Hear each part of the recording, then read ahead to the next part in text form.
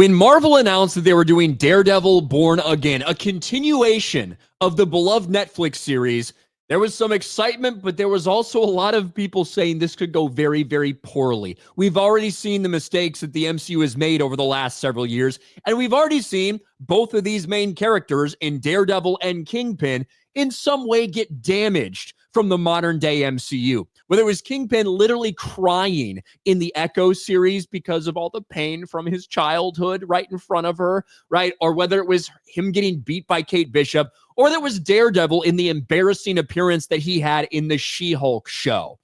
So a lot of people, a little bit of excitement, a lot of worry out there.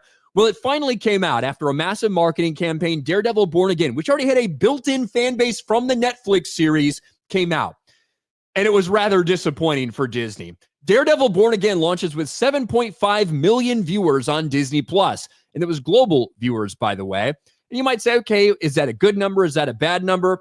Well, when you compare it against other known things that we have from just the Marvel Cinematic Universe or from the Star Wars Disney Plus series, it was actually an abomination. It was tracking less than Agatha All Along. It was tracking about like 40% less than something like The Acolyte, which, as we know, was a nightmarish disaster for Lucasfilm and for Disney.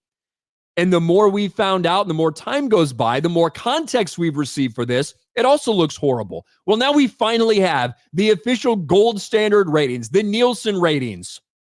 And spoiler alert, Daredevil, nowhere to be found. Daredevil flops. Born Again misses the Nielsen charts. So to put this in perspective, right, the Nielsen charts, the streaming ratings, this is the gold standard in the industry when it comes to streaming ratings. They do 1 through 10. They do 1 through 10 of the top overall programs, and they're about a month behind because of the data that they process, but they come out about 4 weeks after the fact. March 3rd through March 9th, Daredevil premiered on March 4th. Right? So it got 6 days of that. That's more than a lot of these other shows get. Some of them only get, 4 days of tracking or 5 days of tracking because they premiere on a Wednesday or a Thursday. Daredevil came out on Tuesday. So it had a lot of time to be tracked. Nowhere to be found. Reacher dominating. Thought Reacher season 3 was very, very good, by the way. But even when you go to original series, which it would qualify as an original series, nowhere to be found. The lowest on there is Invincible at 465 million minutes watched. Again, to put this in perspective, we have to show you this. And this is from Now It's Known. He follows a lot of these, and I do appreciate the post he makes because this is what we just looked at, right? Invincible is the lowest on the list, which means Daredevil is below that. Let's look at some other ones. Agatha All Along, when it came out, it was on the Nielsen ratings at 426 million minutes watched. So is Daredevil higher than that, lower than that? We don't know, but we do know one thing that makes that in and of itself pretty embarrassing. And then there's The Acolyte, 488 million minutes watched. So Daredevil, we know, is below The Acolyte and likely is below Agatha All Along. Another reason that context is required for this is because Daredevil had so much runtime in its first 2 episodes, because that's what matters. How many million minutes watched, not how many people click necessarily, but how long people are watching these shows.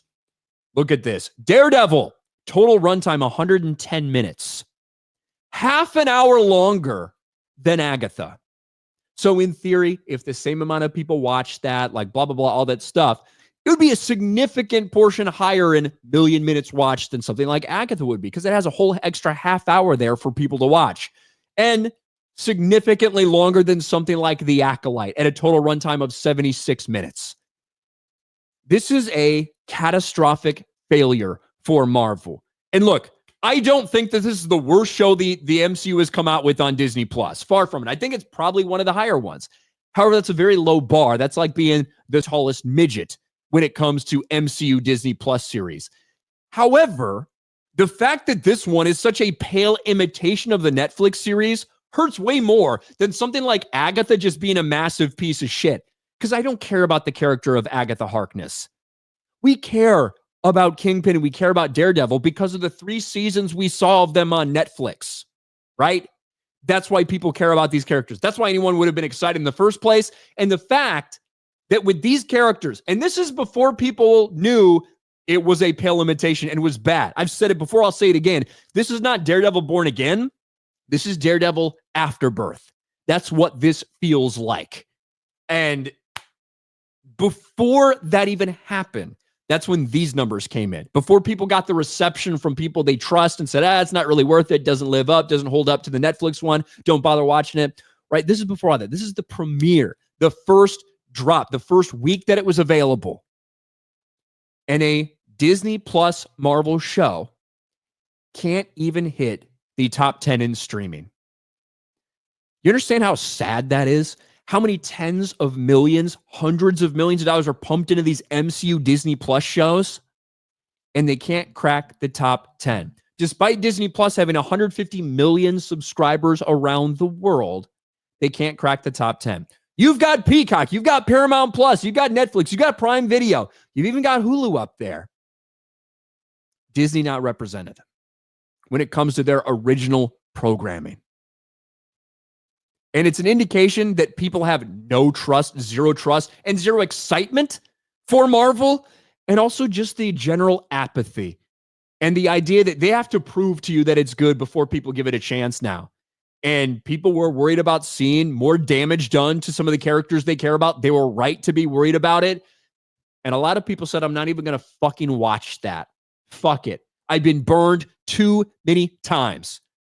And now, despite all the pomp and circumstance and the marketing and the hype that they tried to generate in the lead up to this, now that the numbers are coming in, it truly shows what an embarrassing nightmare that Daredevil Born Again has been for Marvel.